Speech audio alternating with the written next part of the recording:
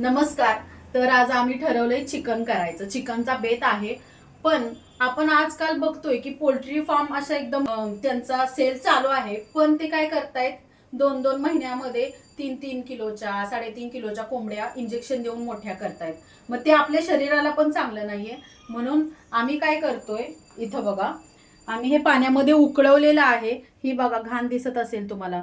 ती घाण नंतर काढून स्वच्छ धुवून नंतर आम्ही त्याची भाजी बनवणार आहे.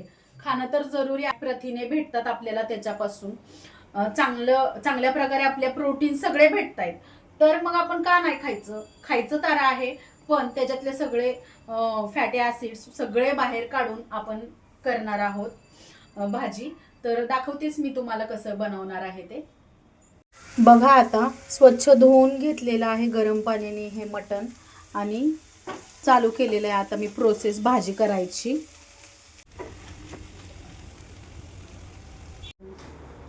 ही बघा आपली अशी छान भाजी तयार झालेली आहे. दिसते की नाही छान?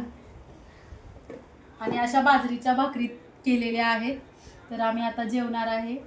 चला तर भेटूया नेक्स्ट व्लॉग मध्ये.